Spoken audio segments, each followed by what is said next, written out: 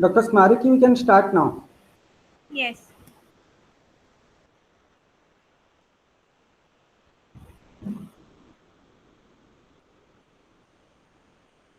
Welcome to the 12th session of International Certificate Program on Human Resource Management for Excellence. Today we have with us Mr. Abir Mathur, and he is going to deliver on the topic HR as Business Partner. Mr. Mathur has 12 years of diverse experience in e-com, technology, IT services, manufacturing, BFSI, and agri sectors. He started his career at Dalmia Cement as a plant HR professional, taking various initiatives like setting up the L&D modules, competency assessment, etc. At Infosys, his first MNC experience was first core HRBP role where he worked on employee onboarding, employee engagement, performance management, and led the D&I initiatives. Then he joined UPL, world's fifth largest agrochemical company by revenue as sales HRBP.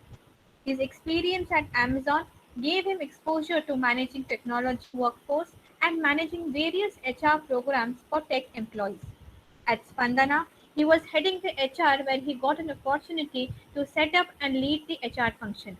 Currently, he works for Freshworks as site HR leader for Hyderabad and HRBP for engineering function. We welcome you, sir. Before requesting Mr. Mathur to go ahead with his deliberation, I would request all the participants to please mute their audio and video throughout the session. Also, please don't access the present screen option. However, if our guest speaker requests you to interact, then please unmute yourself and interact with him. Thank you. Sir, you may now go ahead with your deliberation. Thanks a lot, ma'am, and thanks a lot, sir. I'm super excited to be here and very honored to be part of this community where we're discussing and learning things. So I'm super excited and thrilled to be here. And I believe that this is not a session where I'll interact in a monologue. I'll like to interact with you and see if I can kind of contribute somewhere to your careers, to your knowledge, or any pursuit that you have, right? So before that, I think thanks, ma'am, for introducing me. But I like to keep it simple. I'm a HR professional who has been learning in HR.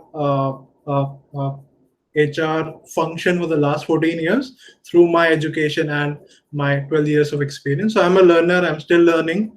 I'm no expert in HR. I'm still trying to learn, figure out things, and I think the best way to kind of learn is to share and also learn more from other people. So that's why I'm here, and that's the background with which I come.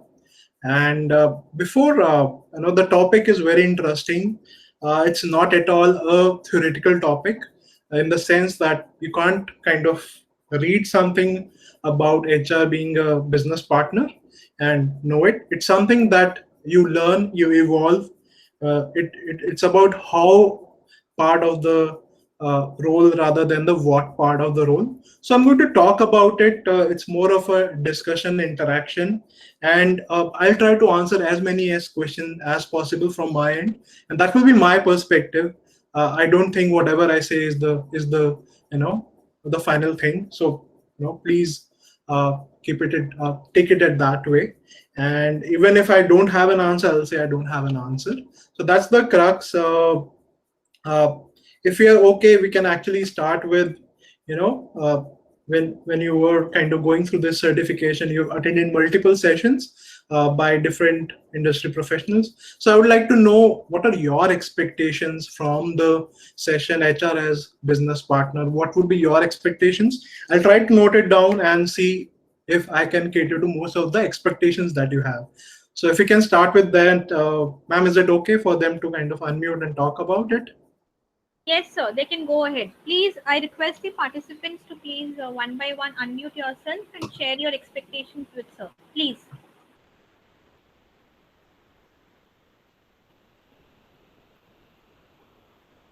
And my one request would be, when you are sharing your expectation, also talk to me about a bit about you so that I get the context from which you're coming.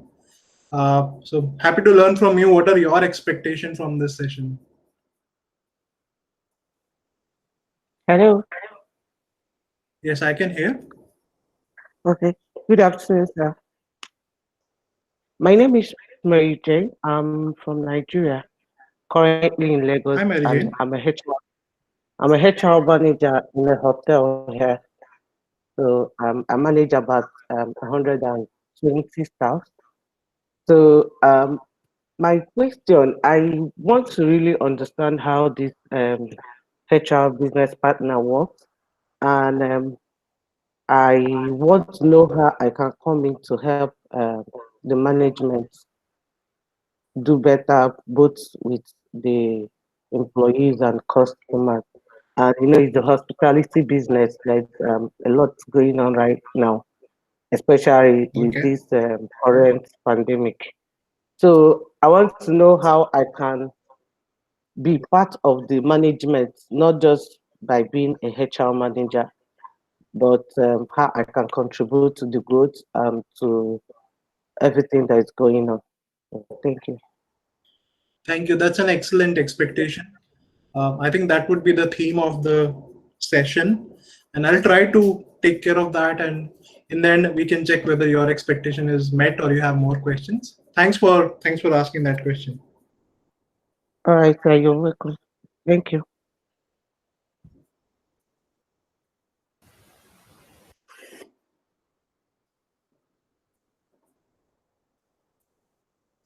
Anyone else wants to share their expectation or what comes to their mind when they thought of this session? Yes, I request the participants to please interact.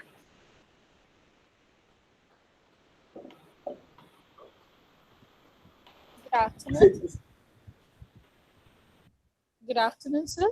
Good afternoon. Am I audible, sir? Yes, absolutely. You are. Okay. Welcome to the session. From all the participants, I would like to welcome you first. And sir, actually, my question is, as a business partner, I feel what exactly the contribution area. For example, usually HR is a supportive function, and whenever the contribution goes, that always goes as a qualitative measures. So my question is, what would be the quantitative measures? So as a HR, we can contribute towards the organization. Of course, we have read all those aspects of HR as a leader.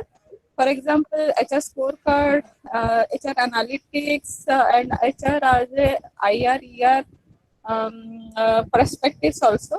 But the contribute when we talk about HR as a business partner, so what would be the major aspects one should focus upon? Okay, thank you. Thanks for this question. I think this is something I would cover in the session today, and we can circle back towards the end whether we have more questions. Thank you.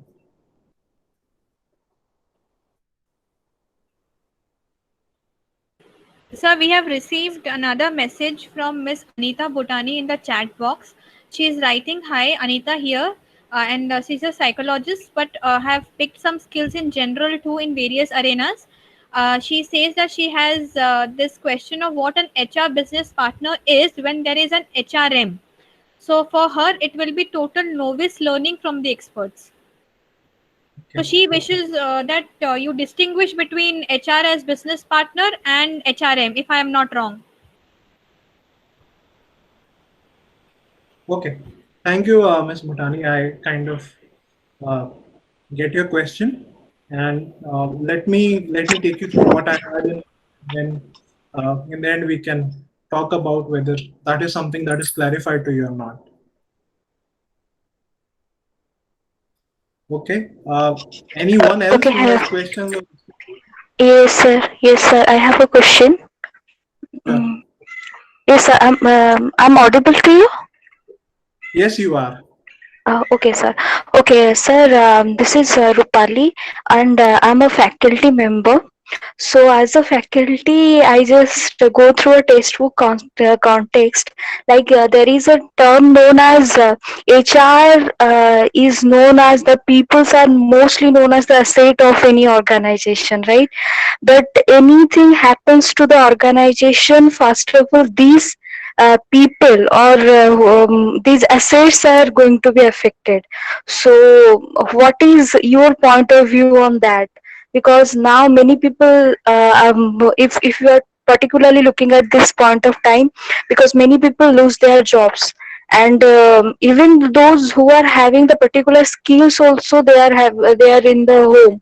So what is your point of view on that particular time period, in this time period? And the second thing is how one HR person can help in the educational institutions mostly. As a faculty member, I just want to know these things. So this is my question, sir. Thank you. Ma'am, can you repeat your second question? I didn't get it clearly. If you can just Yes, repeat sir. it. So my second question is, like, as in educational institutions, how this HR is, or as a HR business partner, it's going to be helped. How it is going to be Okay. helped? Yes, sir. So this is my question, right? Sure. I'll Okay. try to cover that aspect and see if that really, I can cover that. But we can circle back on it. I hope I'll be able to take through this. I'm able to see the chats.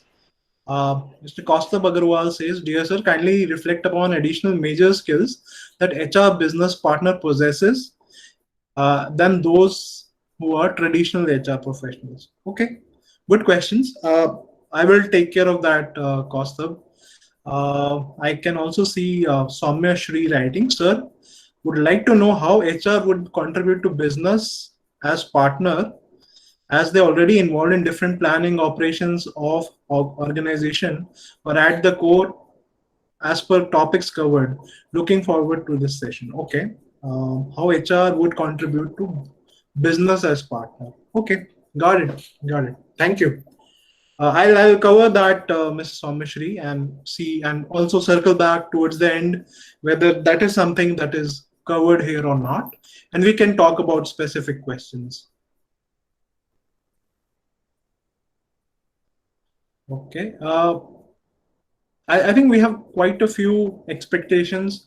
I'll try to address those things in the interest of better time management. I'll go through my session, and again it will be a kind of a discussion, not really a kind of a download of information, because I think a monologue for 1 hour is something which will bore everyone. I'm not that great a speaker. So I get your expectation. I think broadly it's about one is the current scenario. How do we act as a partner?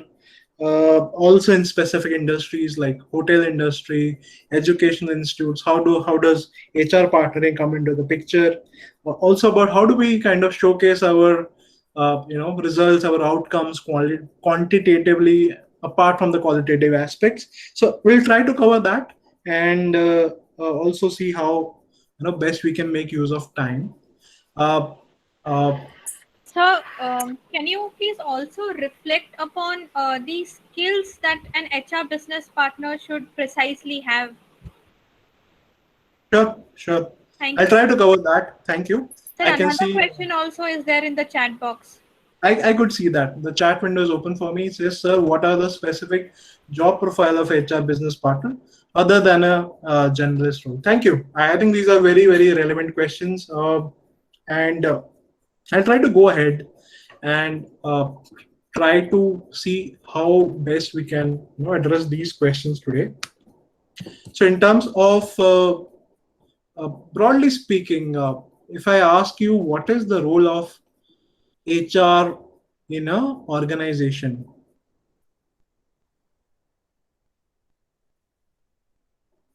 and you can keep chatting here.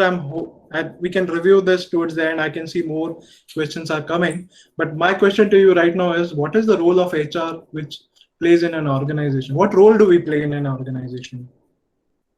And just want to hear you and then possibly come back and share one insight with you.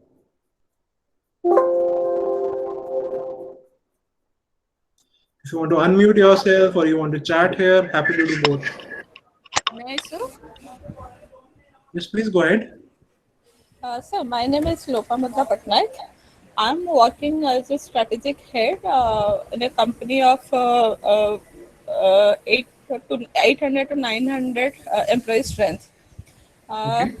Here, my role is basically to design different strategy wherever the problem area in operations, in new development. I used to work upon that. Okay. Okay. So again, if I correlate it, obviously I have also dreamed to be a HR business partner. If I correlate about my current profile with this profile, HR as a business partner, sometimes I feel, okay, yes, I'm contributing to the organization, but how it can be considered as a business partner role? How I can correlate it to the current profile to business partner profile? Okay. Okay. Understand. That is an expectation from your side. Uh, my general question to all of you is, what is the role of HR plays in any organization? What do we do there? Hello. Um, Yes, please. a HR manager, you're in charge of recruiting, you're in charge of training, like coming up with training sessions. You're also in charge of meeting top management or CEOs on issues affecting employees. You're basically in charge of employees, like everything that has to do with every staff in the organization, their day-to-day running. You have to be involved with that. You have to know what is going on. In fact, you actually know everything about the company, because if you don't know a company, you won't be able to run the organization properly, except you know the everybody there, both the staff, departmental heads, and you make sure that their needs are sorted. Those that need on the job training, those that need whatever thing they need, you're basically there for the staff. You are like an intermediary between the organization and the employee. So that's what I think. I think. Sure. Thank you. Thank you, Miss Mary Jane. Hello. Hello. Yeah, please go ahead. Hello. Sir, I'm Guru Bandre speaking. So, hello. Are you getting me, sir? Yes, I am. Please go ahead. Yes, sir. So, basically, I'm working in the industry from last more than 12 years, and I have worked on a different profile, sir. Starting from the recruitment, payroll process, performance management, wage and salary administration, contract labor, compliances, PF, ESI, like that. So, what I think is that these all are the profile of journalist kind. Sometimes we can differentiate it by other than recruitment and recruitment two part. But today, this is a very nice topic, that is HR business partner.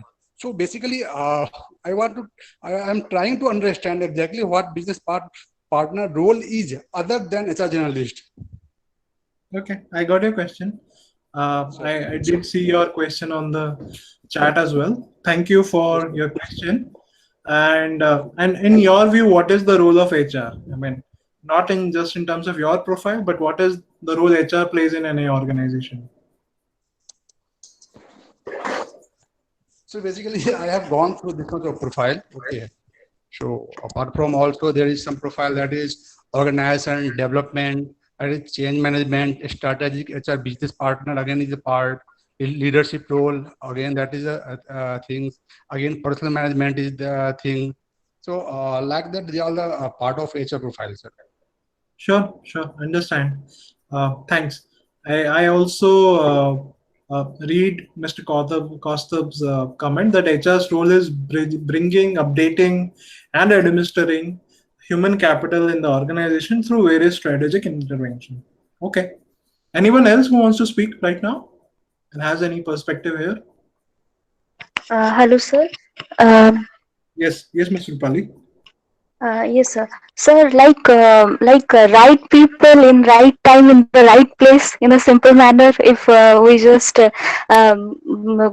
said about the role of an HR, at the same point of time, recruiting and selecting the right kind of person, managing their performance. At the same point of time, the main challenge is the right kind of person should stay in the organization, like the retaining of the main resource, the human resource. So I think this is the role of an HR. Okay, okay. Thank you. Thanks for your Thank you. insights. Anyone else who wants to speak before I go ahead?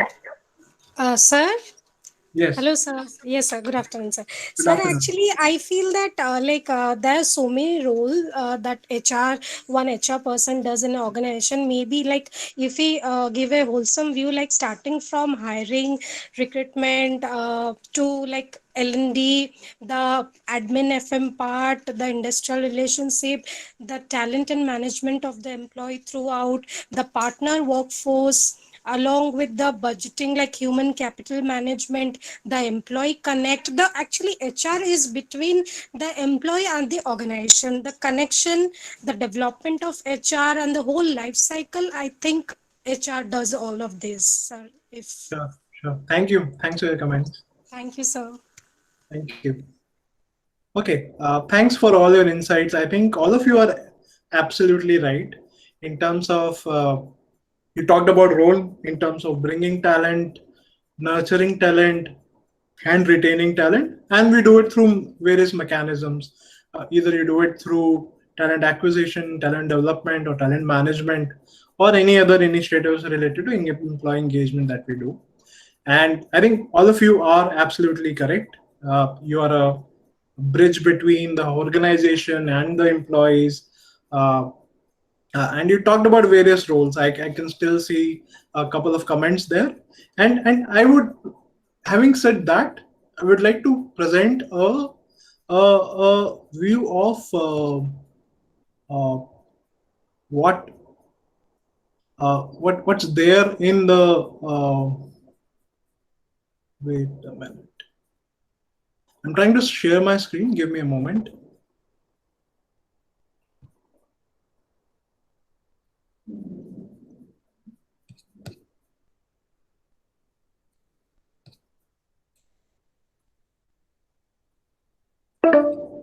Just a moment. I'm still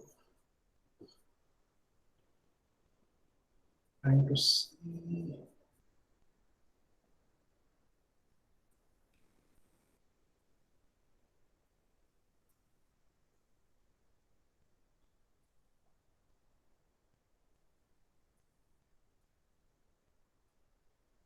Okay. I hope you are able to see my screen. Yes, sir, it's visible. Sure. So I want to, what you spoke about is all about the topics we discussed and the areas which we work in. So what does a HR business partner mean? HR business partner is not about doing HR just as a work we do. We all do that. We continue to do that. However, it's about doing HR so that we win in the marketplace. What it means is whatever work we do, we align with the business success. For example, if you are, for example, just for example's sake, you are a cement manufacturer. So the business outcome is that you want to produce this much of cement to be present in the market. And for that, these are the bunch of things you'll do. You'll attract talent, you will develop talent, you will retain talent, and also improve your engagement and retention so that the productivity is higher, so that you can deliver higher results from your manufacturing locations. Similarly, there can be another example, like you are a software company and you want to be doubling your revenues in 3 years. And to do that, you have to create an organization structure or organization pipeline which is ready for the future so that you can win in the marketplace. So HR business partner is connecting the dots between what you do in your day-to-day life and taking it to the business. It's about, it's not so much about the role per se, the designation itself as an HR business partner, all of us as an HR professional can be business partners, because and it's very easy to get lost in the work we do in terms of, for example, you take care of the compliances. It's very easy to get missed or get lost in your work and forget what value you bring to the business. By doing a simple compliance thing, you're ensuring, number one, your employees' benefits are credited where they're supposed to.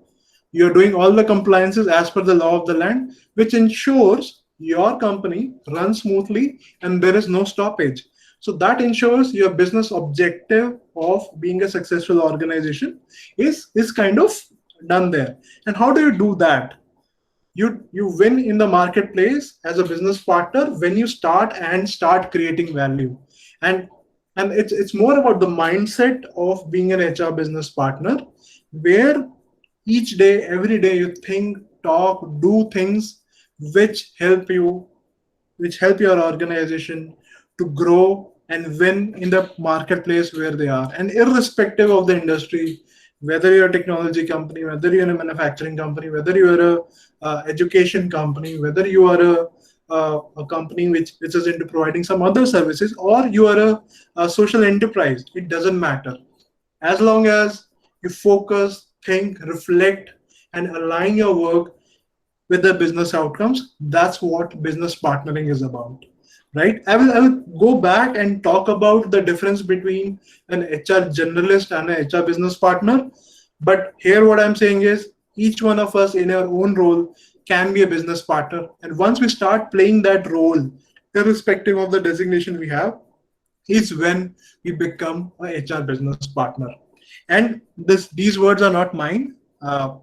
These are by one of the famous thinkers and a person who is responsible for coming up with this term of HR business partner. Anyone knows this guy? Seen this guy before?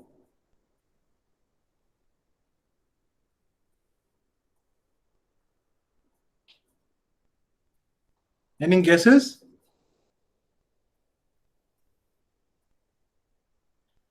He also leads a very famous talent management firm.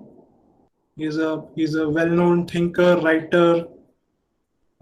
Many of his HR frameworks are famous in the world. Any guesses? No? Okay. So his name is Mr. Dave Ulrich.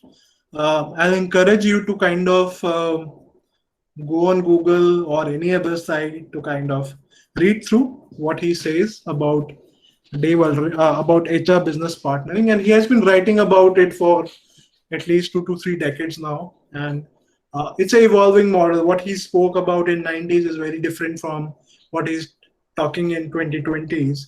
So it's an ever evolving concept, and I would encourage you to kind of go there and kind of read through how it is. Okay.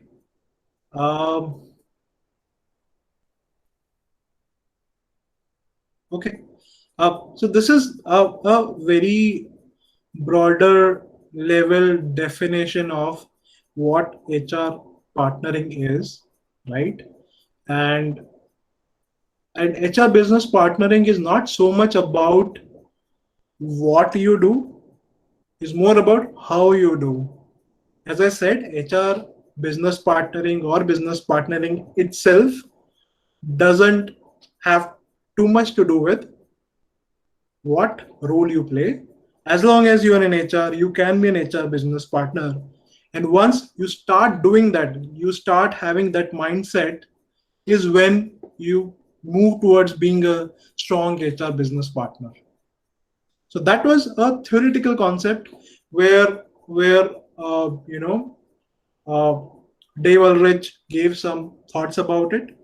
I want to throw a question again to you. One is, what is your view whether HR function is a support function or a business function? What is it? You can chat here, you can unmute yourself and talk about it.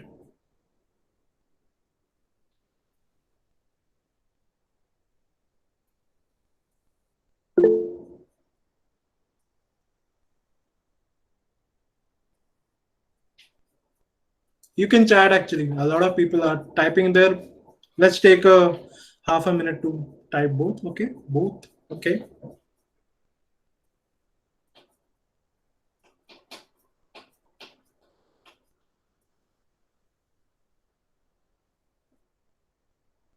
Okay.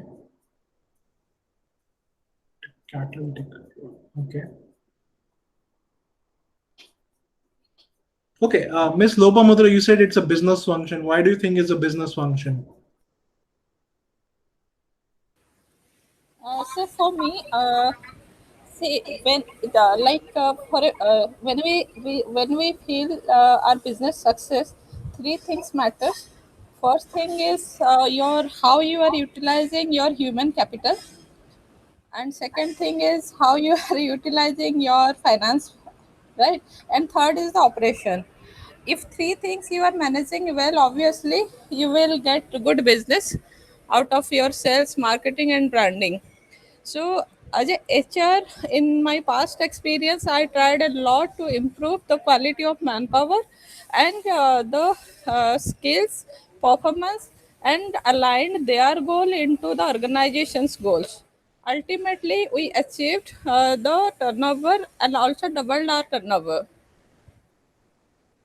Okay. So, that's the reason I think it is a business function. Sure. We are Thank you. directly enhancing, right? So some of you think it's a support function. Guru, uh, Dr. Bhaskar, Costa. Why do you think it's a support function?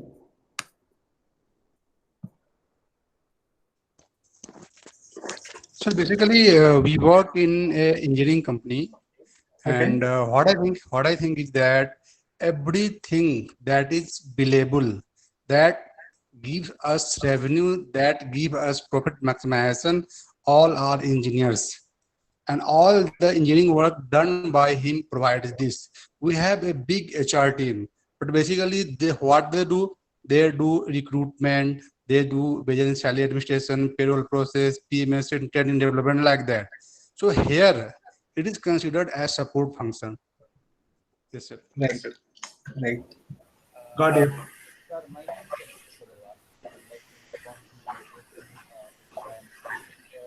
Hey, I'm not able to hear whoever is speaking.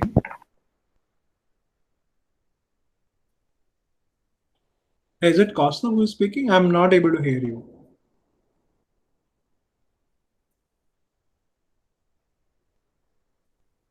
Hey, can you guys hear me? Yes, Yes, sir, sir. you're audible. Okay. Yes, sir, you are audible. Okay. Somebody was speaking. I couldn't hear. I guess it was Mr. Costa. Also, we can chat. Okay. Yeah, I know. No, somebody was speaking. That's why I was kind of trying to understand. Okay, so let me give you my perspective on this. Thinking about, or rather, it's all about us, how we look at it, right? So, in your organization, yeah, there may be categorization. Somebody can be a business function, your engineering, your sales, your operations. May I request you to give your Mr. Costa, please mute your mic. Mr. Costa. Yes, sir, please continue, sir. Sure, thank you. So it's all about how you think about it. Your organization can categorize you as a as a support function or as a business enabling function or whatever name they want to give. But in my view, HR is a business function. We mean business. We are here to drive business, nothing else. We are not administrators of any process or doing paperwork or assistants to others. We are here to make a difference, to ensure the business grows with the right way. We build culture of the organization, and we are a business function. However, it's also about your mindset.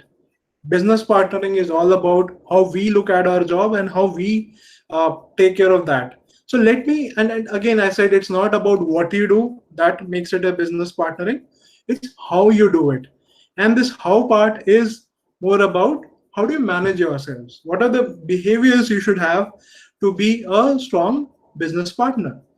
And irrespective of whether you are in education institute, you are in India or in Africa or in US or in Middle East or in Southeast Asia, this is something which will hold true across, right? So I'm going to talk about some of the you know uh, characteristics which can help you becoming a HR business partner. So the how part of business partner is the most important piece. And this is purely based on, this is not a framework which I have read anywhere. This is purely based on my learning and what works for me.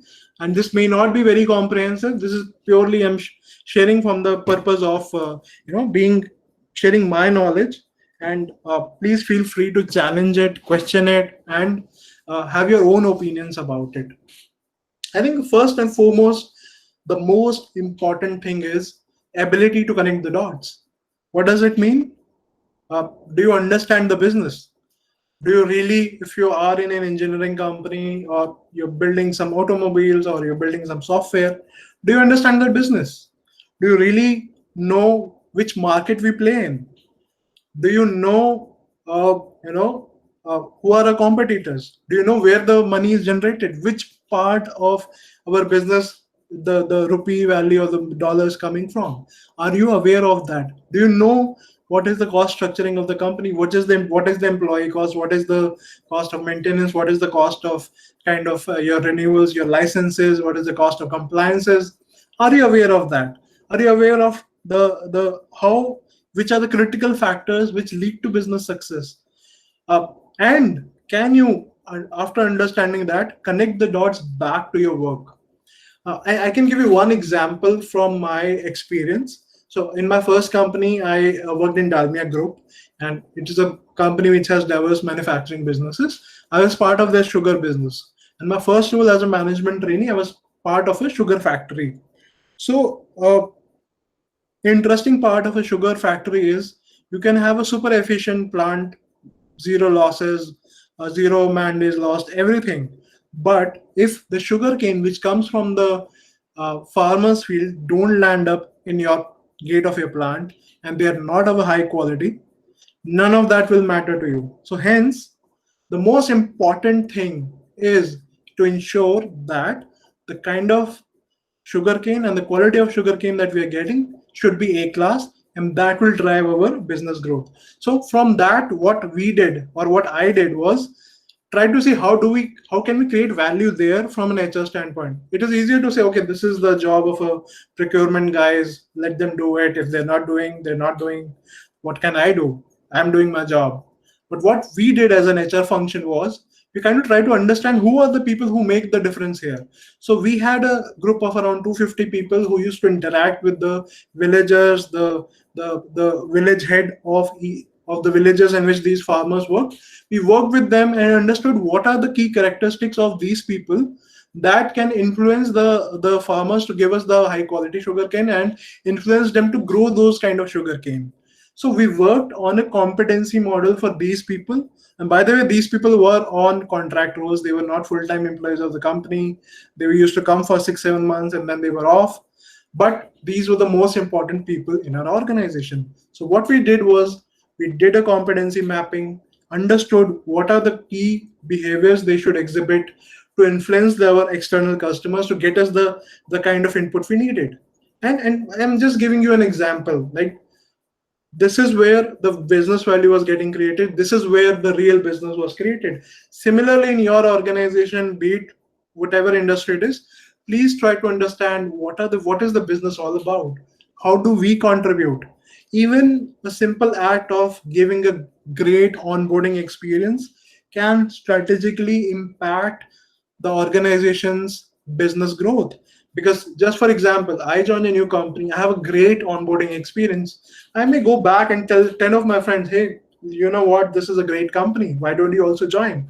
And that is a great way to influence and encourage and create your brand in the market. So that's what I mean by ability to connect the dots, is understanding the situation, understanding what business is, and our ability to connect back with a work that we do and aligning ourselves with it. So that also gives us a sense of purpose. So that's number one. Number two is courage. Many a times I've seen my colleagues, I've seen my friends in other industry who say, this is the practice they have, they're not understanding, I don't know what to do. And a lot of time what I say, you should have the courage to go on and tell your business, tell your stakeholders that this is the right thing to do. What worse can happen is they may say no, but what what works best is if you have the courage to say do the right things and explain the right things, your respect in your organization will grow. And at times you may risk your reputation, you may risk your position. So you have to take a balanced approach here. What I personally like to do is, the way I communicate is, what, this is my view. If I'm talking to an engineering head in my organization, I'll say, what, this is my view. These are 3-4 points I think are the right things to do. I leave it up to you to decide what best can be done. And there are times when I put my foot down and say, what, XYZ, this is not done, and this is the way we should be doing things.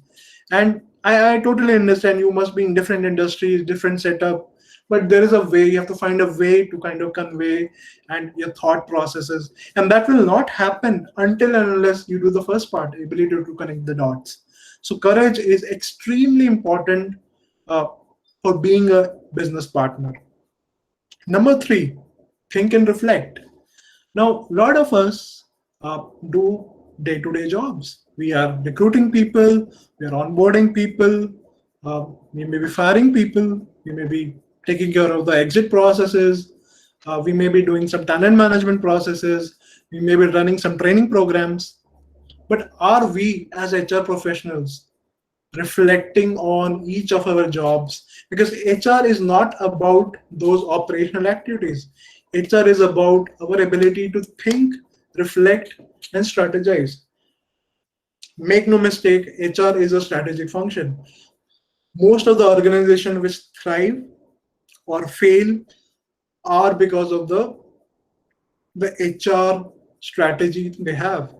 Most of the times it's the culture which fails the organization, not the money, not the profits, not the financial decisions, because financial decisions are taken by those human resources in the organization. So hence it is very, very important for us to think and reflect.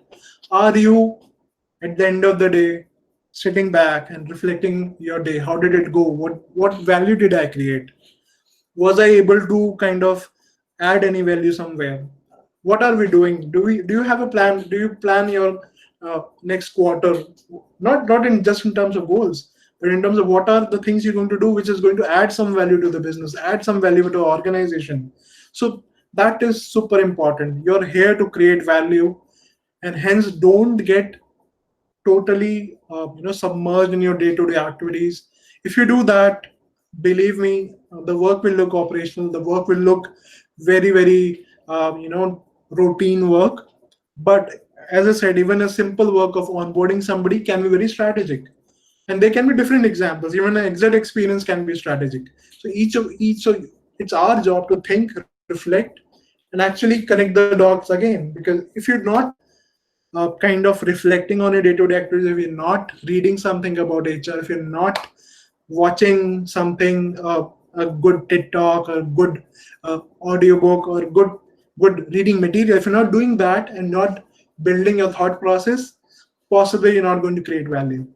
Even if your current organization doesn't give you that opportunity, you have to start playing that role first to get that role outside. Even if the worst case scenario is that you're not able to kind of make a change where you are. So that would be number 3 from my side. Number 4 would be curiosity. Are you curious enough to know things?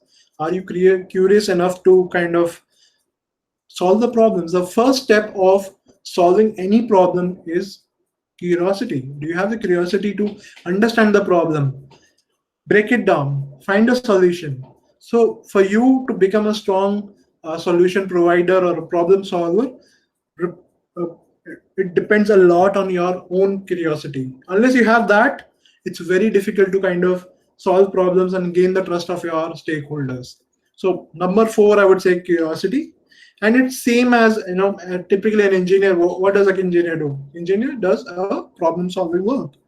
Similarly, an HR person also does that. We solve problems. We solve human resource problems, but we solve problems.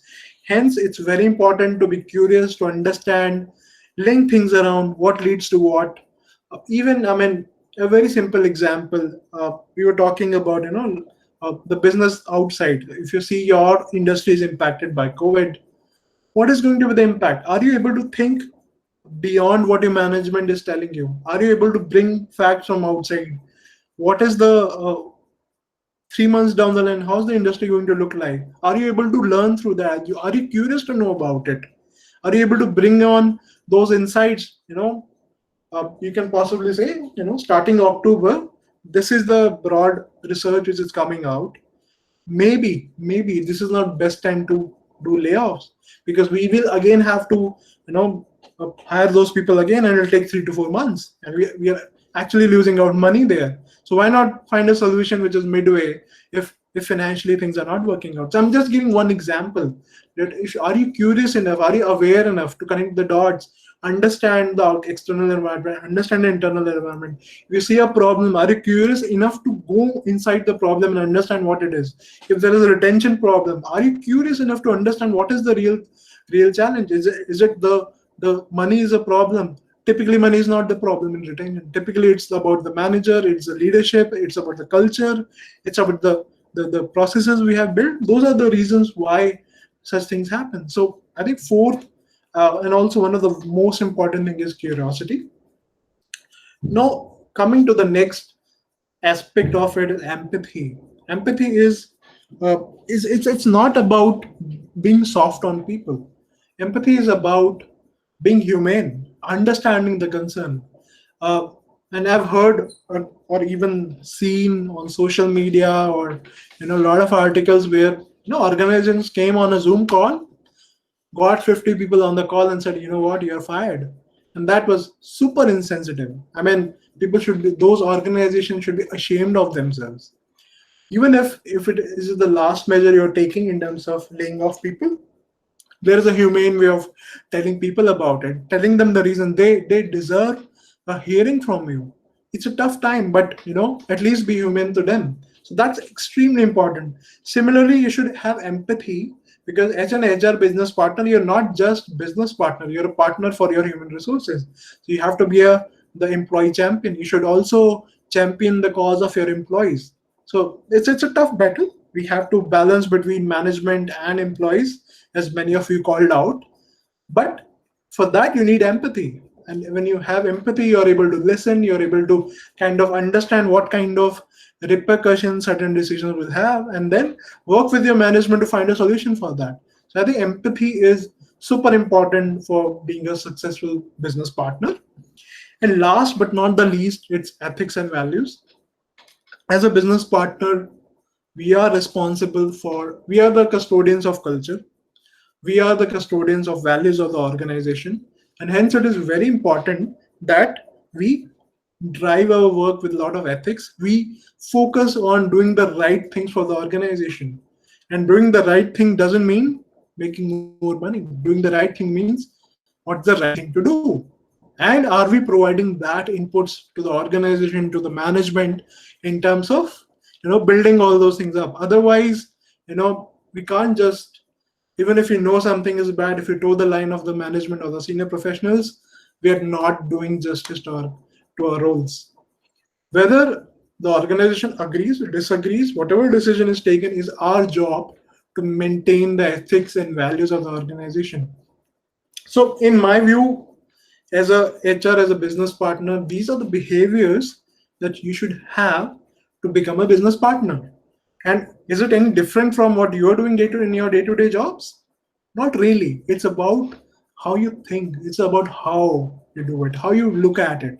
Are you day by day reflecting on what work you're doing? Are you linking it with your businesses? Are you linking back and ensuring the value is getting created? I think these things are extremely important, and this is just my learning.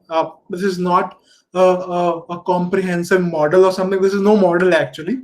These are just summation of my learning so far as a HR business partner, and I hope this piece is useful for you. To answer, to kind of bring the crux to it, it's creating value every day. That's the crux of an HR business. Are you creating value? Do you reflect back? Even in a minutest of the simplest of the activities, we can create value. And are we doing every day something different, adding more value to it, or we're doing it in a monotonous manner? So I think these things are extremely important, and that's the how part of being a business partner. Uh, and I'll continue a little bit more before we kind of open up again for questions, and also circling back on the question you asked in the beginning. So this is how you can be a business partner. So what can be the hurdles? And many of you have already called out those things, but I also want to kind of see what are the challenges you face as an HR business partner. And this is basically, I don't have slides after that. This is more about circling back on the questions you were asking, on also answer more questions to you. I think one of the most, I would first admit and appreciate that HR function is one of the most difficult function to be in. It's the most difficult work to do. It's extremely difficult work to do, because most of the functions, most of the roles in the organizations are defined in a way which can be executed, whatever is written in the JD. While in HR, most of the work is open to opinions, open to interpretations. So hence, managing all this is extremely difficult, right? So I would kind of, whoever is in the HR function or aspires to be in HR function or teaches HR function, I would say HR function is the most difficult function to be in, because of the certain level of vagueness, certain way of kind of uncertainty into the role which we have. So first, that is extremely important. You should understand that and also appreciate that. First, you appreciate yourself, and then other people will do so, right? And what are the basic challenges? First is balancing organization and people expectation. Many a times, you would be kind of in the middle of both. Your employees have certain expectation, they want something. Your organization, on the other hand, something. But basically, HR function is actually balancing both people and organization expectation. At some time, you'll meet people expectations. At some time, you'll meet organization expectation. Some rare times, you'll meet both. But that's the role. And the best way to look at it is make peace with it. This is what the role is. And as long as you're playing the role which we have talked about, you're behaving in the way a business partner is supposed to behave, it should be okay. But this is a challenge which you have. This is a challenge of HR function, and we should not mind looking at it. Second is, there's no perfect process. Many times we start building some talent process, some performance management process, or something talent acquisition. But all these people processes, there is subjectivity, right? So there's no silver bullet where say, okay, this is the perfect performance management, this is the perfect way to do talent acquisition, this is the perfect way to do compensation management, this is the perfect way to do industrial relations. There's a lot of subjectivity, there's a lot of external factors which come into the picture. So hence, as a HR professional, as an HR partner, it's difficult to kind of also say whether the process is perfect, what we're doing is perfect or not. But the best way is to kind of accept it and say that there's no perfect process. We keep evolving. Even the best of the organization, which are considered best in terms of HR, their processes are also evolving. They can't even say that they have a perfect process. So that's again a very important thing. And third, I think the most difficult piece is ethics of the organization and your personal values. And I have personally been in a situation where I saw certain practices in the organization which didn't go well with my personal values.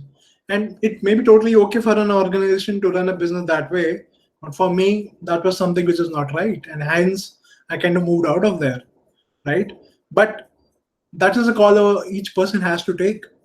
And many times it's a question of your personal perception and not a black and white thing. So hence there will be a lot of situations for you where your personal value and ethics will come into the picture, and hence as a HR professional you have to interpret what works best for you, what is the line you want to draw, and take a call there. And next part is everything cannot be quantified. I think somebody asked this question, how do we quantify what work we're doing? Look, everything cannot be quantified. We are not, and please don't get into this even in exercise of quantifying everything. There's certain things we'll quantify. Certain things will be quantifiable. Engagement scores are quantifiable. Your talent acquisition, what is the turnaround time, quality, all those things can be quantified. The number of joinings and all those things can be quantified. Your compliances at certain level can be quantified. But what HR is at the crux of it cannot be quantified. Everything cannot be quantified. So what you have to do is build stories.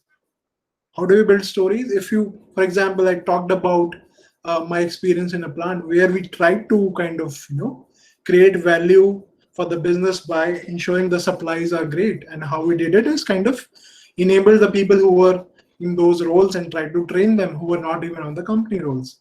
Now, a lot of work we did which was not really quantifiable, but what we did was try to build a story around it. What we kind of built, what was the need of the business, what were the people involved, what are the initiatives we did, what are the kind of behaviors which are changing now, and ultimately some level of business performance is changing.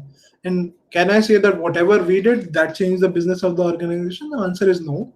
There are a lot of other factors, but keep trying to emphasize this is the work we do. Build your stories, talk about your stories to your business heads, ensure that those things are well documented and those stories are published to other people. So to answer that question, look, everything cannot be quantified.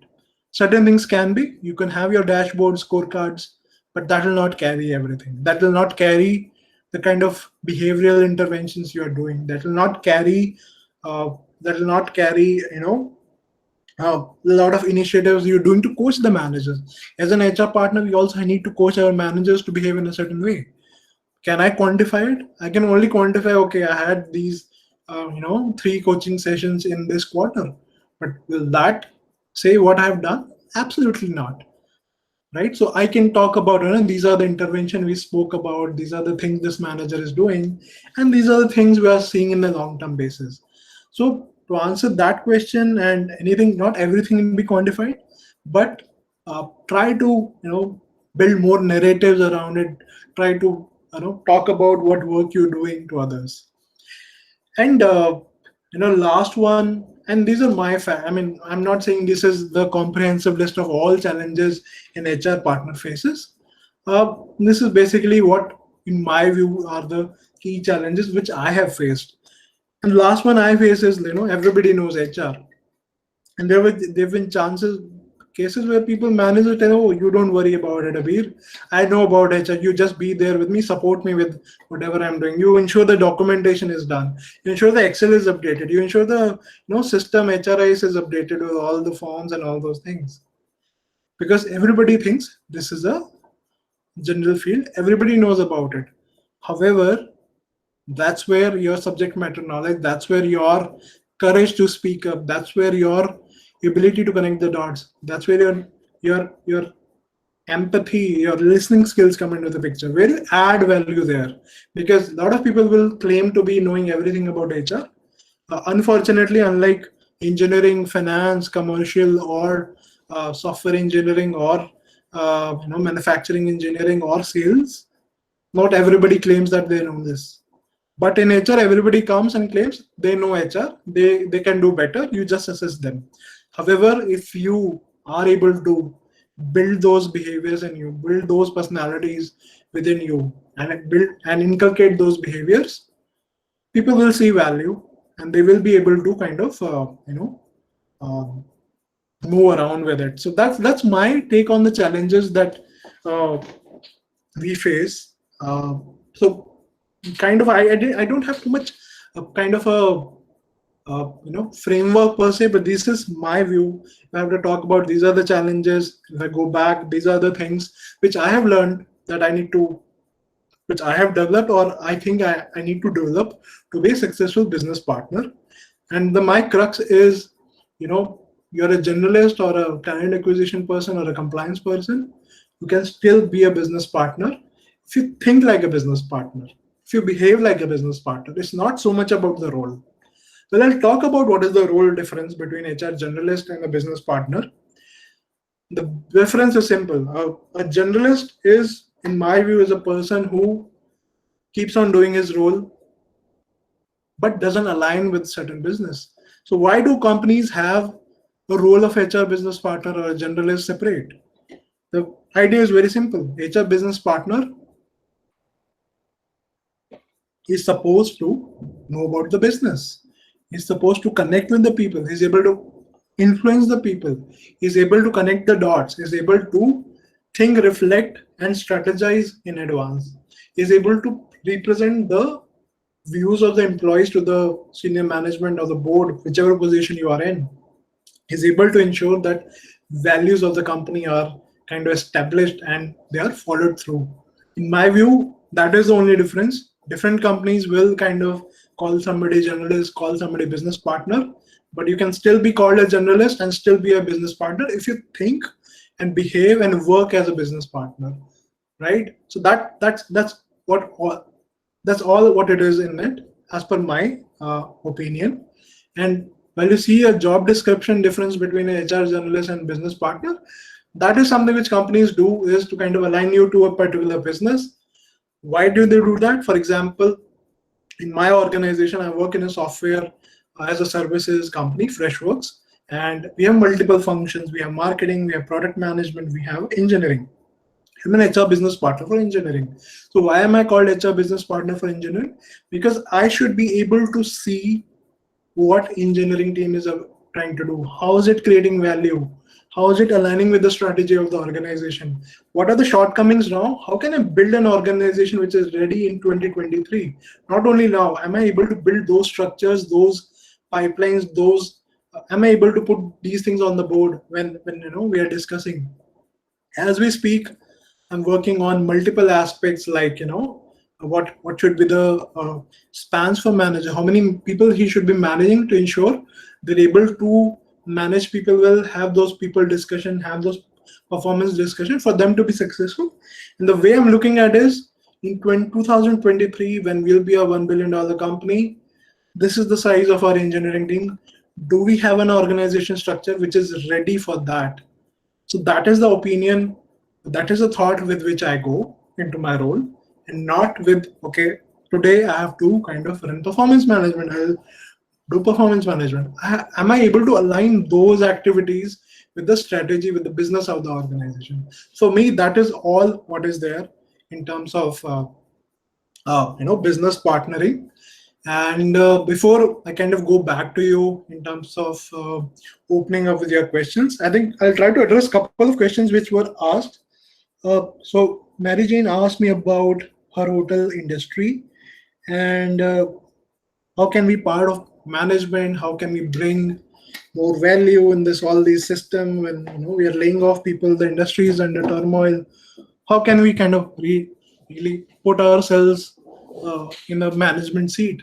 So I think the answer to that is, are you able to kind of understand, connect the dots, build your own opinions, think and reflect, and also have the courage to express those opinions? I think it just starts with that. If you have a process, can you go beyond your day-to-day activities and reflect and plan and align with your business and also in the external world? So that is my way, the way I would look at it. right? So in my industry, what I look at is, okay, these are the companies which are there in India in software industry. This is the our competitors. How do I win that market? How do I ensure that we don't lose talent to them? How do we ensure that we attract the best talent from the market? How do we ensure that we develop people for the future? And this is not something which someone comes to me and say, okay, can you do that? This is something that I do before somebody asks me. This is something I do to kind of ensure my organization is sustainable. So I'm just trying to give one example from my personal experience. Again, it's not so much about what you do, it's about how you do and how you build your own competencies around it. Uh, we talked about how can we quantify things. Uh, what can we do in this current scenario where so many people are affected by layoffs? I think best thing, look, one thing, if you are in an organization, uh, please ensure and question the layoffs, whether they are the right thing to do. These are the should be the last thing that an organization need to do. And I have been in manufacturing company where the employee cost is hardly 6 to 7%, and we're trying to kind of reduce the cost there, which is going to have minimal difference. While there are other avenues where we can focus and reduce the cost. So hence layoffs are not required. First question is, do you understand the cost structure of the organization? Do you know where the rupee or whatever currency in your country is? Where is that generated? If you know that, then only you can share your opinion. So first is challenge. Be a partner on the table and say, okay, before somebody asks you, if you see a crisis coming, be it now, look, in our careers, we are seeing COVID. Maybe 6 7 years from now, there will be some other economic crisis. But are we able to kind of react fast, understand the outside scenario, and able to put something on the board for the people to discuss? If you're going to just take commands from the business or the management, okay, about layoffs, it's not going to happen. So for that, you have to be proactive. You should have courage. You should be able to understand business. So I think that's the role of an HR in this scenario. First is question, ensure that that is the right thing to do. If that is the right thing to do, ensure that is done in empathetic way, that is done in a very humane way. Even if a person is going, respect him, give him the respect that the person deserves in getting laid off. Don't do it in a very insensitive manner, and keep the doors open. Ensure if somebody says, you have this, some benefit they were supposed to get, the gratuity they're losing because of this, be generous enough, create some mechanism for them to kind of ensure that happens, and also help people. What I try to do is, in my LinkedIn, I typically get 10 to 20 messages every day. I try to redirect them to the right people, see if there is an opportunity, refer them within my company. So as a professional, not just an HR partner, help people, guide them. Look, crisis comes and goes, it's not permanent, but your skills, your value that you bring on board is permanent, and keep encouraging people to do that. I think that is the most important thing that we can do in any organization. So that's broadly what I had to say about bunch of questions you had asked. I can actually circle back and see that if we are able to answer those questions. So this is the crux. I'm just going back on the chat.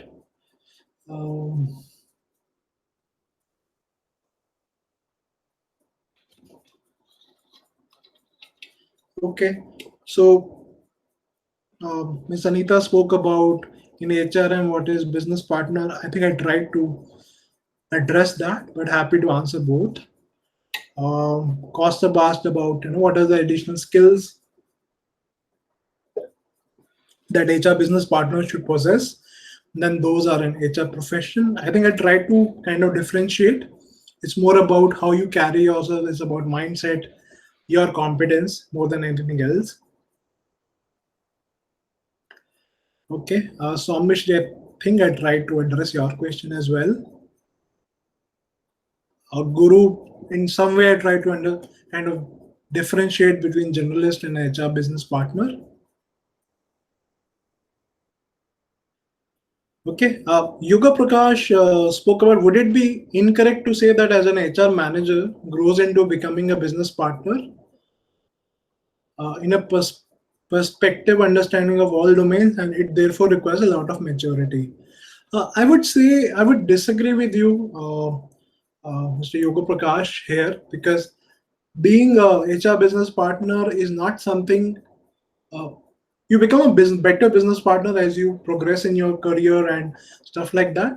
But it doesn't require you to be a manager. You can be an executive or a starting officer and still be an HR business partner, because it's the way you look at it, it's the way you connect the dots, and you can be a business partner right from the day one. It has nothing to do with, but you become a better business partner as you grow, but you can be there even in the beginning of your careers. Okay, I think I tried to answer a few of the questions in my way, and happy to answer more questions. Um, uh, I think we are still left with 20 minutes. Any unanswered question, happy to kind of answer those. I hope I did not bore you with I think I've been speaking for the last 30-40 minutes. That was not my intention, but happy to hear more, ask questions, challenge me. If you disagree, please challenge me. I'll try to answer your questions. So over to you. Thank you, Ms. Anita.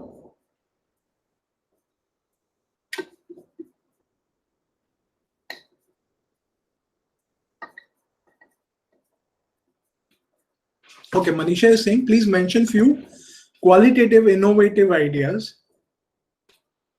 as HR business partner in growing in this current scenario like COVID-19 period. Okay, I think few qualitative innovations that we can do is it's a great time to reflect on our talent strategy. It's a great time to develop our people. Because look, many times because the business is always on its feet, we don't get time to reflect on many of our things we do. For example, if you're a talent acquisition professional, many times we don't get time to reflect on how good are we doing, what is the impact, what is the attractiveness of our talent, our employer brand in the market, how efficiently are we doing, is there an opportunity to kind of streamline our process. It's a great time to look at employee experience, right?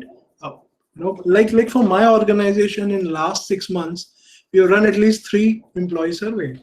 First, we spoke to them about, how's your experience in COVID? What are the challenges you are facing? And many of them came back and said, work from home is very stressful. We don't have work-life balance. We don't have the right equipments to, work efficiently. Hence, we reacted and we kind of created a work-life balance initiatives. We ensure that their work timings get defined, their meeting timings get defined. We ensured that we allocated some 250 USD in terms of reimbursement for them to kind of set up their home offices. So we did something, we heard from them. Then another 2 months down the line, we did an annual employee engagement survey to see how things are going, and we got a lot of insights into how employees are looking at it, and a lot of focus came through how the career is managed in our organizations. Hence, we are working on it to ensure that our career metrics, our career plans are well defined. So, to talk about qualitative aspects, I would say reflect on your processes, reflect on how your employee are experiencing the employee experience in the organization, reflect on how efficiently are you doing. Are you the most efficient? Are you the most productive teams in the organizations? I think those are also very, very important. So that these are few insights from my side. Happy to know if you kind of want to know more. Somrashri is asking, sir, any skills we need particularly to become an HRBP, like some technical background or business terminology, etc., for us to develop and grow in that domain? Please guide. A very good question. Actually, one is the subject matter knowledge. So whatever I said was over and above that, right? So if you talk about uh, your knowledge about the concepts of HR, the talent management concepts, the leadership development concepts, the talent acquisition concepts, those remain irrespective of what role you play. So be ensure that you read a lot, you are aware of the latest things in the market, you're aware about how to enhance the employee experience and all those things. So first and foremost is your strong content knowledge is extremely important. Uh, Apart from that, for business, you should not do any technical background. Uh, Frankly, by education, I'm an engineer, but I've not worked as an engineer. I straight away after my engineering, I did my MBA. It's about curiosity. Can you learn? And by knowing business, you should not know it the way a engineering would function would know, or a finance function would know. It's about understanding what matters. It's not about understand each and every number, but are you able to read the financial numbers of the organization? Are you able to understand how the business is generated? Are you able to understand, if you're a sales organization, how do you go to the market and sell, and what are your competitors, and what is the advantage your product gives vis-a-vis against other organizations? So those are the things you should know, and for that you don't need any education for it. You just need curiosity. And many a times you have to go and sit with people, and I have personally done that, and I've been very fortunate to have people who made me understand a lot of things, and there are people who didn't like it. So I can give you one example. In the beginning of my career, uh, towards the early part of my career, I was given this project of revamping the employee reimbursement processes, because the feedback was that it was very bureaucratic. So first day I went to the finance team and asked them to tell me about the process. So the guy kept bombarding me with some accounting jargons and all. I said I didn't understand. He said, go and read about it and come back. I said, okay. I did read about it. I didn't get much of it. But I again went back, tell me the way you tell an employee. I'm not a finance professional. So it took me time to kind of understand what he spoke about and all those things. So it requires some bit of perseverance, some bit of curiosity. To answer your question, you don't need a education background. You just need curiosity, right? So I'm trying to answer that question here. Mary Jane asks, I'm currently going through staff profiles because I'm asking by the CEO to downsize by 20%. Okay. What is the exact question, Mary Jane? Sorry, Alyssa. Hello? Hello? Hey, I'm able to hear you. Can you? Okay, I was typing, Okay. went Okay. through. If you want to type, I'm okay with it.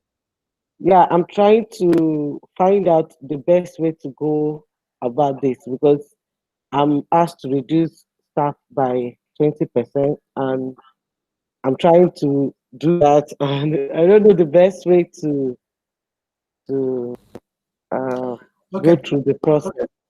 So I don't know. Anything you can share will be appreciated. Okay. Thank Okay. you. Sure. Thank you. I'll try to give a shot at it. Uh, so it's a very difficult situation to be in. I empathize with you, and also kind of feel for you. It's a very difficult job to do, but at the same time, what what I would recommend is ensure you're doing the right thing. I can understand travel industry is going through a tough time. So one part of it is uh, what is the impact of this downsizing that you're going to do? What are the functions you can downsize right now? And what is the future outlook? Is the travel industry going to go back on its feet in a couple of months or 3 months? If that is the case, how would you manage them? Will you have to hire people again, or you don't need to hire them again at all? So you have to balance between short term and long term. See, you are doing the right thing. Third, ensuring that you're communicating it in a very empathetic manner. It should not be a very manual or operational way of communication. It should be very humane. Give them the reason why it is happening. But because end of it, if the organization doesn't have business, doesn't have many money to earn, it will not be able to pay money to its employees. So best way is, what else can we do? One is choose the right roles, which can be kind of reduced now. What is the future path? Is there an opportunity to still retain and engage with them? Can we do something else instead of layoff? Can we give them long-term leaves and then come back? Last, is there something we can help them with? Is there a way can we provide them an outplacement service? Is there some other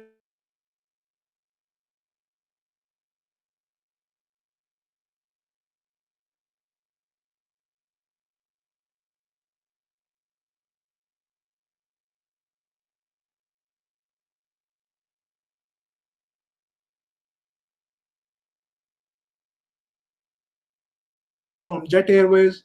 Why don't you reach out to us? Many organizations did it themselves. When they went through this scenario, they actually kind of created a platform. There are a lot of companies which are doing it now, where they're creating a platform pool of people who are getting laid off, and they're encouraging other people from other organizations, other industries to pick people. So that in a way helps them find another job. So that's one thing which is kind of we've seen in India. Not sure how well it will work with the conditions there, but that is just one idea to kind of help people. So number one is help organization take the right decision. Second, look at long-term view. Third, try to help employees as much as possible. So that's broadly what I can recommend here. All right. Thank you very much. Thank you.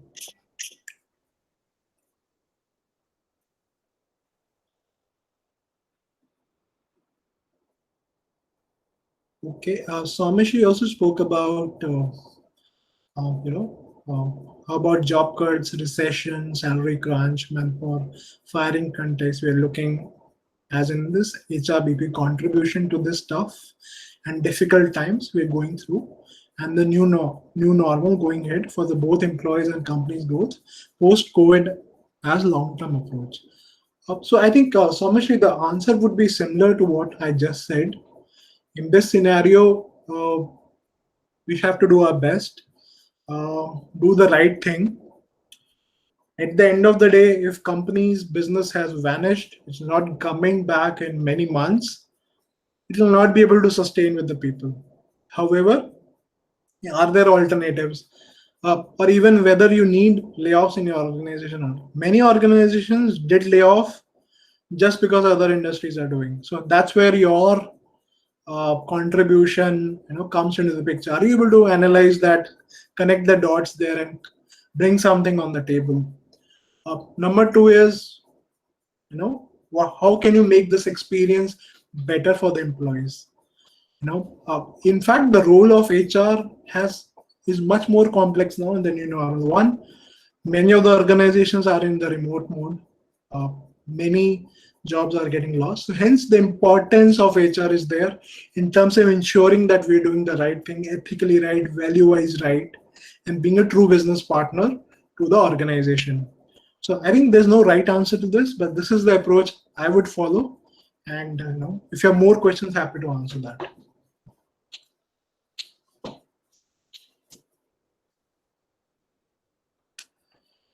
Hey, feel free to ask if I've missed out on any of the comments. I tried to skim through everything that was written here. Tried to kind of answer all the expectations that were set, but we still have time, I guess. And if I'm not wrong, I can still take up those questions, or I can actually. I'm on LinkedIn. My name is Abir Mathur. You can search, we can connect, and take it offline as well.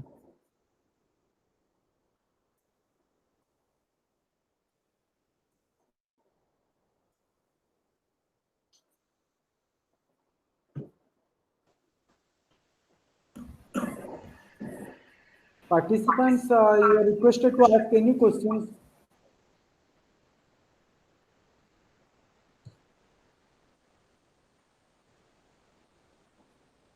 Any more questions are there? Yeah. Yes, sir. Sir, as you said about your early career experience, about that sugar can experiment or strategy you have implemented, any more good experiments you have done, or any good strategies you have developed which has really helped to grow your organization? Please share. We would love to listen it. Sure. Okay. Probably I'll need more time for that, but I can give one example again. Um so one example, I worked with Amazon to support. I was Sir, there. namaskar. So you're saying something, Fine, sir? sir. Thank you, sir.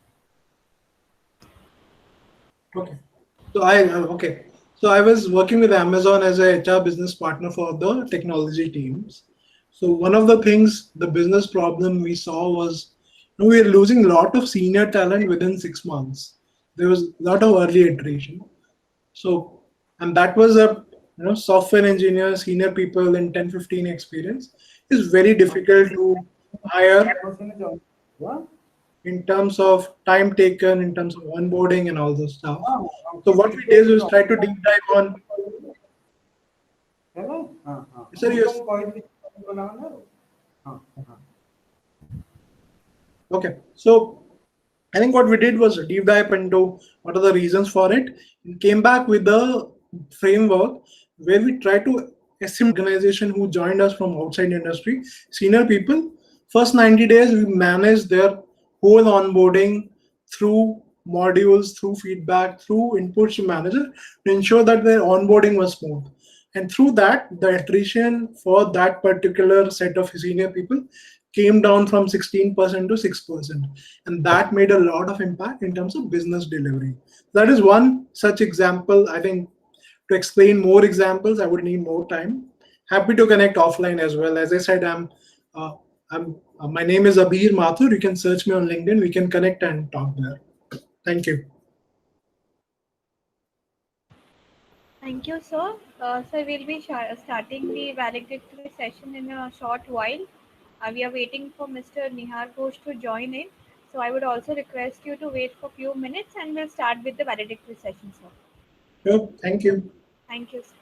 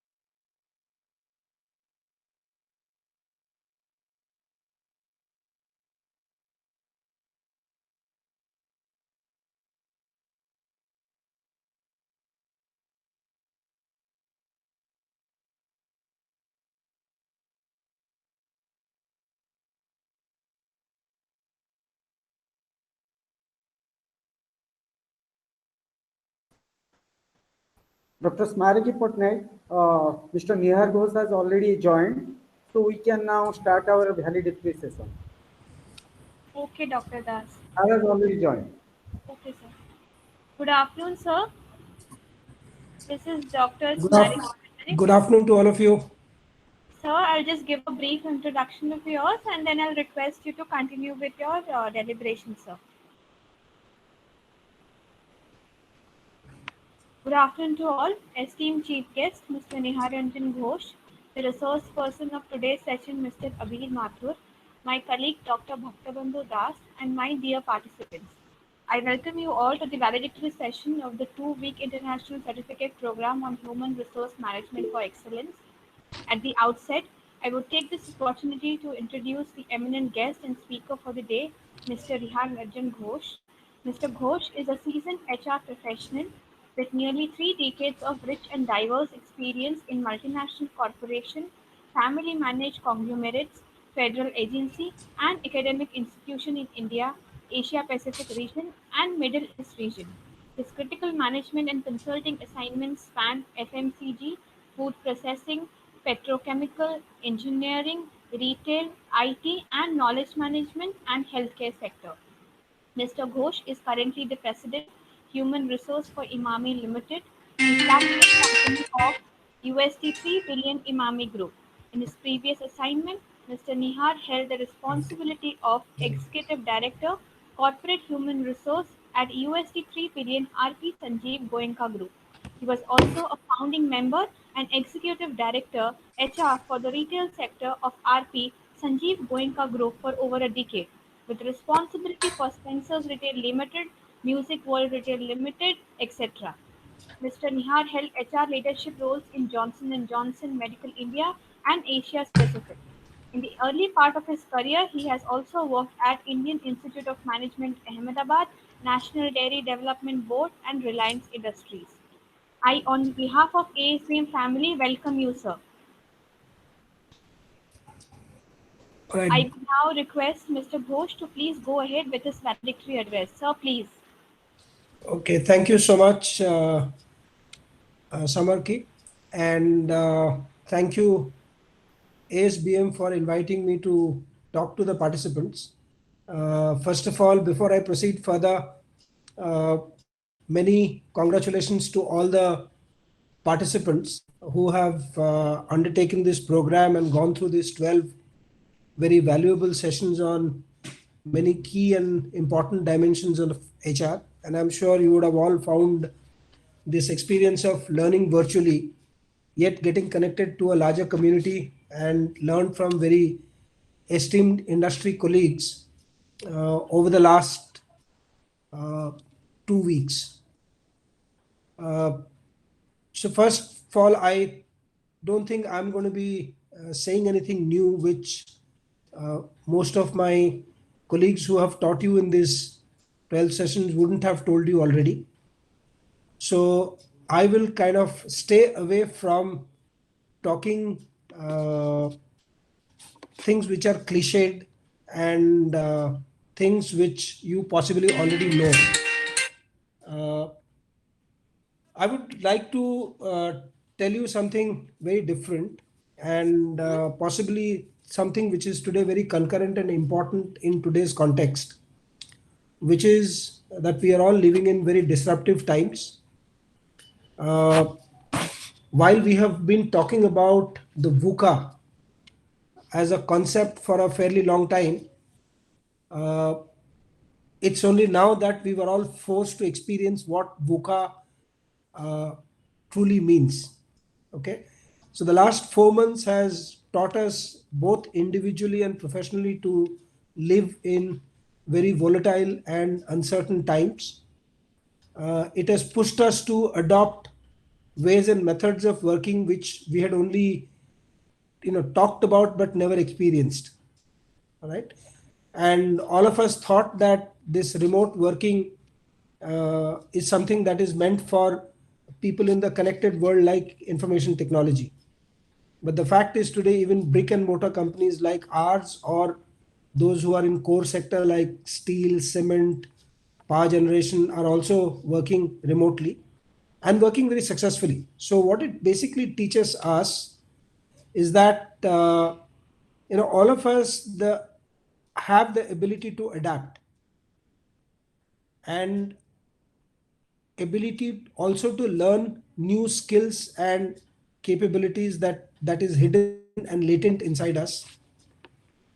So going forward, I think continuous learning is going to become a major priority and a necessity, because if we are not willing to adapt and learn, very soon we would find ourselves in a zone where there would be no takers for us. The second aspect that I would want all of us to be reminded is that HR as a profession is under transformation, and especially this pandemic has been an inflection point which is going to redefine many standard SOPs that we've had in HR to connect with employees and to deliver the services for which we are designed as a department inside an organization. So the first thing is that how do we really connect with an employee whom we are not going to be seeing as often as we used to see when we operated in a brick and mortar and in physical presence mode versus a virtual presence mode.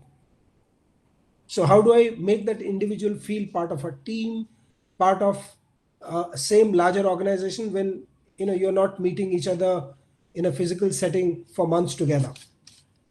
Number two, how do you really keep people focused on things, and how do you really monitor people in terms of how are they progressing vis-a-vis what their key KPIs for their roles are? The other thing that we also need to remember that in a connected world and in a newly connected world, there are learning curves that every individual is going. So how do we really manage those learning curves that individuals would go through now and into future? The next thing that HR as a fraternity is going to get asked more and more and more into future is, what is the role that we play in this changing, transitioning shape and size of the organization, and what value do we bring to table? Okay, so as a consequence, we will get measured very sharply by matrices which were not applied to us because we were a service organization or a service department. We would be expected to play a more dynamic and more active role in key business delivery processes. Now, in order for us to do all that, we will also have to learn newer techniques of understanding who's our customer and what is it that we do which will make us a preferred choice of our customer. And as a consequence, I think something that possibly was not covered in this course, but I would urge everybody to really try and understand and learn is aspects of marketing. Because in a virtual setting, when you're not meeting people, how would your ideas get transmitted to employees, that employees get excited about the ideas that you're talking about, whether it's a new intervention, whether it's a new policy, whether it's a new program? How would you be able to create your products and services in a manner that your consumer is excited about what you have to offer and they're going to be lapping it up? So we will actually have to invest time in learning tools and techniques of marketing, bring our customer to the center of all the offerings that we have, like a marketer does. So build all your solutions keeping the customer in the center of everything that you want to create. And this will become a very, very strong and emerging need into future. So I would also recommend that along with understanding the tools and techniques of marketing, we would also need to understand this whole new concept, what is called as design thinking, which primarily says that all solutions that you design has to be done with keeping customer in the center of that design. And most often, uh, as HR folks, we have not been trained to do that. We will always look at the organization's perspective and company's perspective in designing things, that we have a policy to be rolled out. How does that policy impact the company? And we will design the policy and deliver the policy from that perspective. But today, I think we need to turn that whole solution on the head and look at it from a consumer's perspective, which is my employee, and create the solution design in a manner that it finally goes and gets accepted by the customer that I serve. The other thing that I think is going to become very, very important in this connected world and in this new normal and the new world is this whole value around trust and empathy. Because in a connected world, when you're not seeing each other virtually, it is primarily the trust quotient that you have with the employee, because you're not seeing that individual on a physical basis. So when you say something that needs to get done with the team, how do you assume that whether this individual who we are not going to be seeing unless there is a scheduled video conference meeting that is happening, whether that person is actually working on that or not, whether that person is going to be able to deliver or not? So it's the whole premise will begin with we extending unconditional trust, that if somebody is a member of the member of the team, this individual is capable, is very, very aware and cognizant of the responsibilities that this individual holds, and this individual will deliver as promised. The second part that we need to also be extremely conscious and sensitive about is what are the realities in the life of this employee who's today working remotely. See, until now we had designed these very fancy offices, where we took pride in building, saying that we spent so much of money in creating this ergonomically designed office where employee will have all comforts and will work in a very conducive environment. We will create all kinds of recreational facilities so that the monotony is broken at workplace. The employee has an opportunity to go back and recharge. So there are recreational activities that you create within the facility. Now all that is taken away.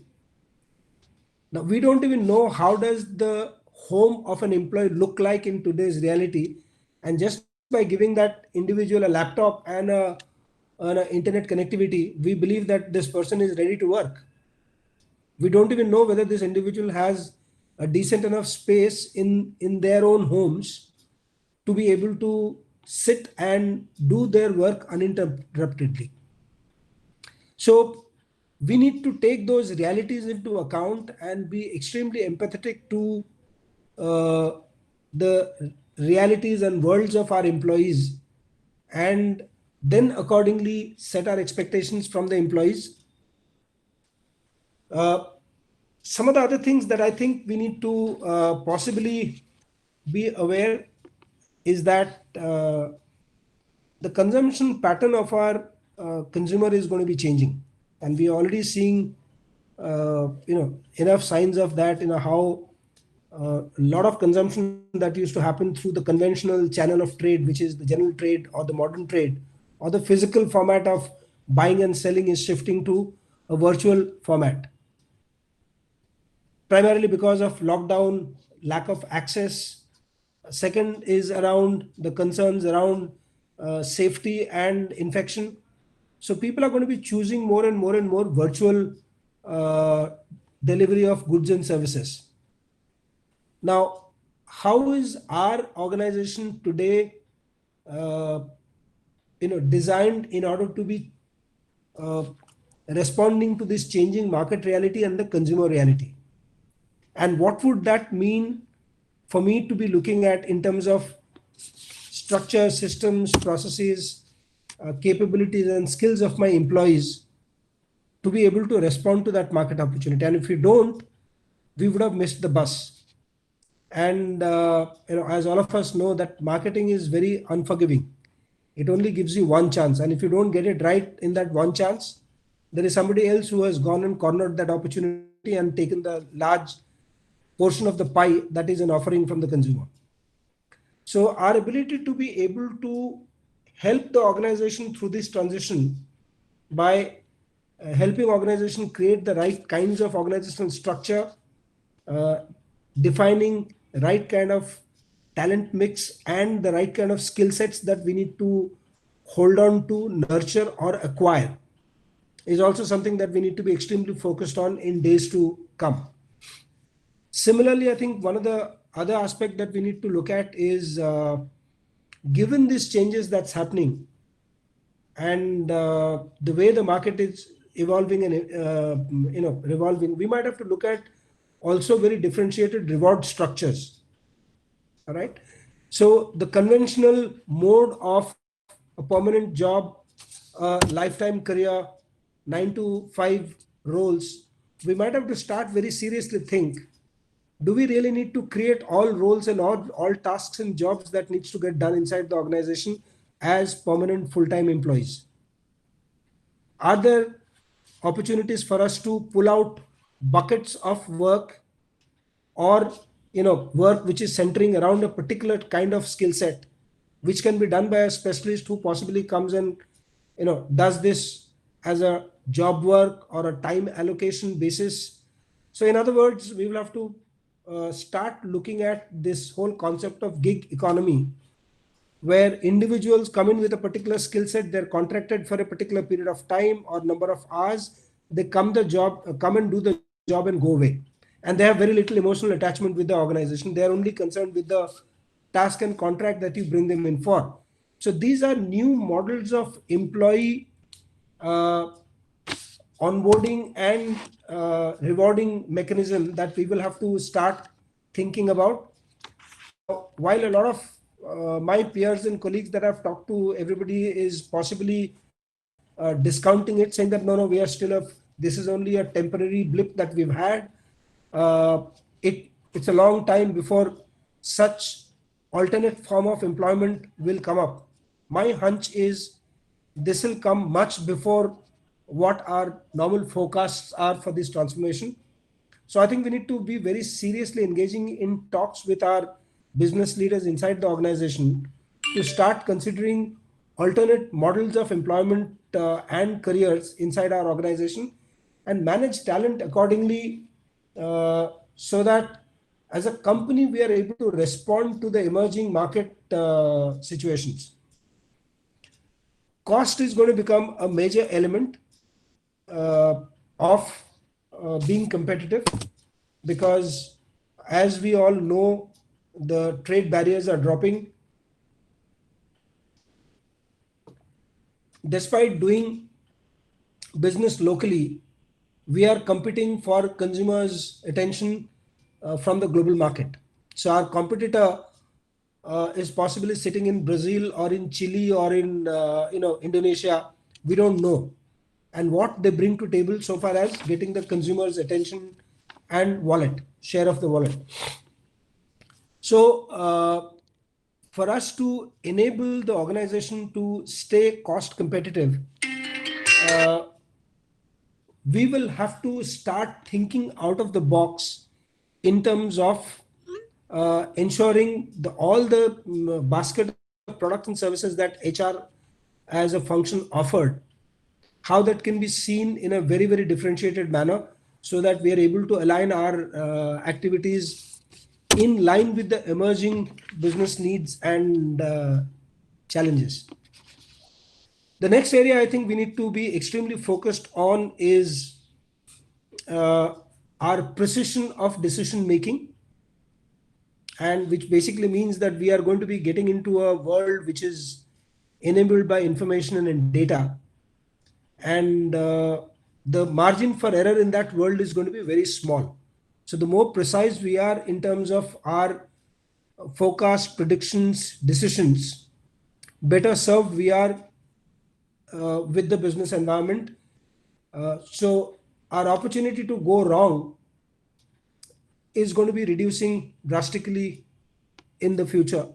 So bringing in analytics in a big way into the everyday life of our decision making process and moving into a virtual digital world, where by means I'm saying is that today, without realizing over the last 3-4 years, because of the boom in internet access, uh, thanks to the kind of changes that has happened in the telecom industry, cheap access to data, there's a whole lot of stuff in our life which is kind of being taken over by this digital revolution that's happening. I mean, without realizing, we realize that all our bill payments are happening online on digital transaction. More than 30, 40, 50% of our buying is happening online. So in many ways, as a consumer today, we are living a life which is getting more and more governed by digital touch points and digital processes. Now but contrastingly, when we look inside our organization, we realize that many of the processes and touch points that we govern as HR is far away from this digital experience that this same employee has in his or her own personal life with when they deal with the world outside. They're experiencing or they're expecting to experiencing the same kind of digital transformation that happens to their lives inside the organization. And all the processes and practices that we have, is that mirroring the kind of digital experience that people who are our employees have in their daily life as consumers on everyday transaction or not? So that's digital wave and transformation is an area that we need to start gravitating towards.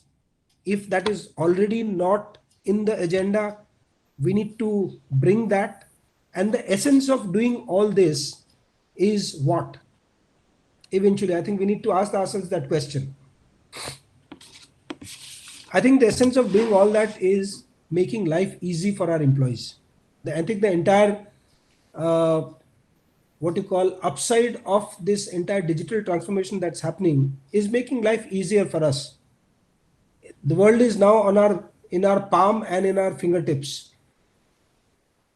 So are we seriously considering redesigning our processes, redesigning our employee touchpoint and employee experiences in a manner that the world and the life that they lead inside an organization is getting easier, simpler, and faster? So I think with these words, I would like to congratulate the class again for having undertaken this program during these times of turbulence, and still keeping their learning agenda uh, in the forefront. So congratulations, class, and I look forward to seeing you someday, sometime on a face-to-face personal basis. So until then, stay safe and be happy. Thank you. Thank you, sir. It was really an interesting session of yours, and you could really highlight the business centric and as well as the customer centric HR. And nothing is left out for me because all these 12-day session very synoptically you pointed out. Right. And I hope it would give a very blue knowledge to all the participants. And in that connection, I would like to ask the participants, they can share their experience of these 2 weeks journey. We started on 4th of August, and today is the end day. At least some of them can share their experience before you. Participants, anybody, you can share your experience.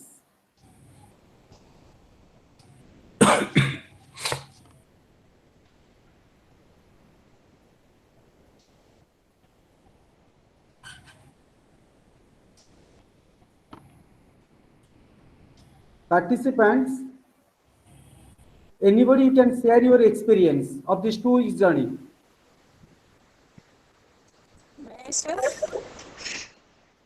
Hello. Yes, Lopamudra, we can listen you. Okay. Thanks for this opportunity.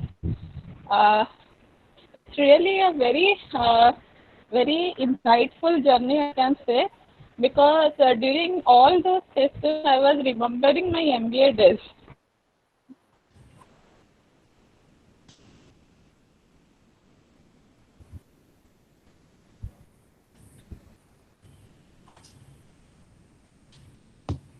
So those days, audible?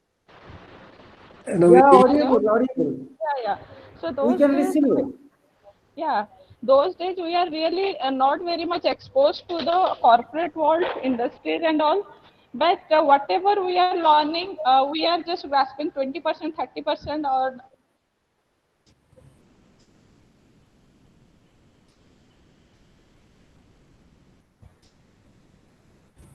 listening from those experts really very much delighted. Each and everything is decoding into our mind. Ki, yes, it is happening. Yes, it is the problem. Yes, it can be the solution.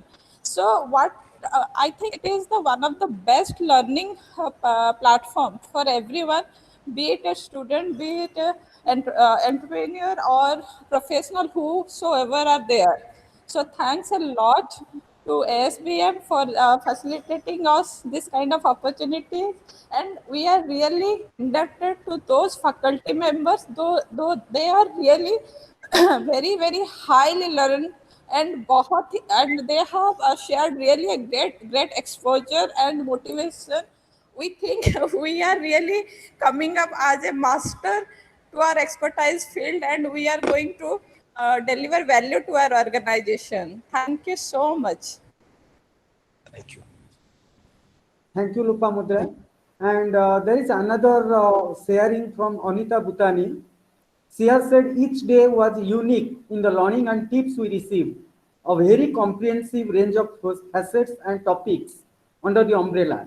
Thanks a lot for the wonderful facility provided to us to comprehend in a compact schedule. Thank you, Anita.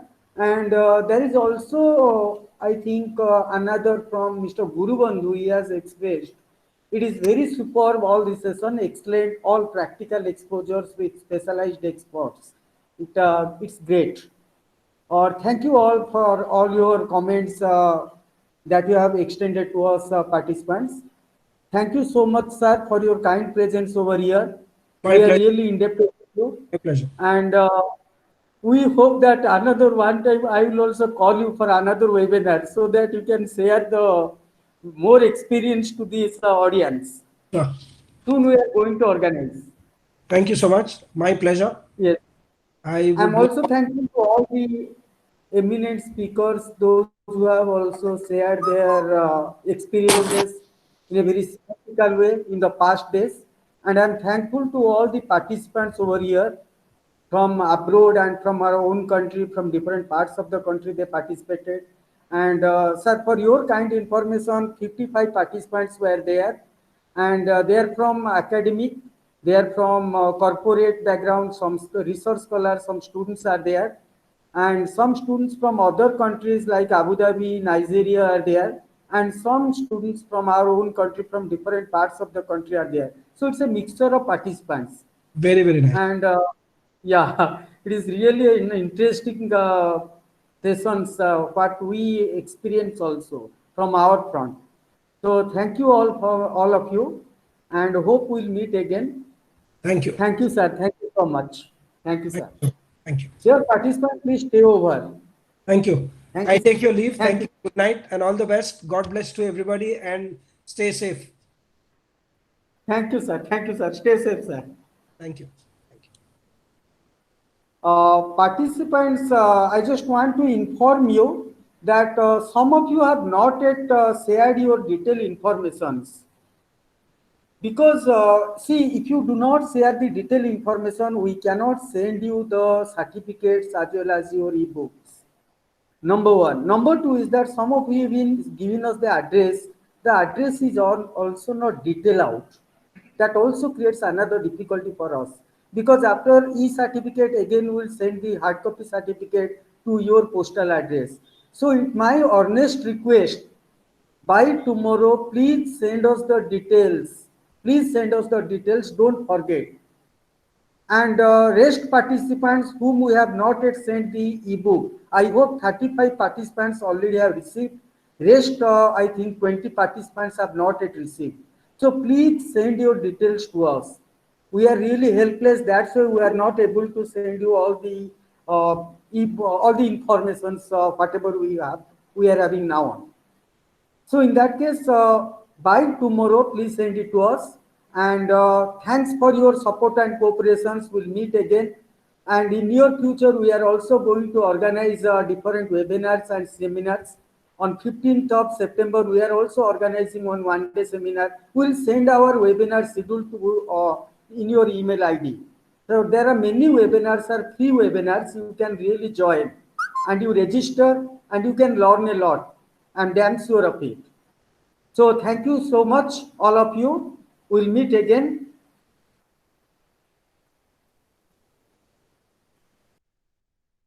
So don't forget, by tomorrow, please send us your details. I have already given you the link.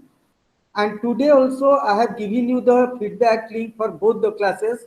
That is yesterday class and today class. I am extremely sorry that yesterday I could not send you the feedback link. And today I have sent you. So please send it to us. And the other thing is that whatever the informations, the sharings we have received from the participants, we have already shared to you. So in that case, those who have not sent, it is very difficult on our part to share. And another thing, the contact information of the speakers, I cannot give you, or we cannot give you, as because certain information some speakers do not want to share.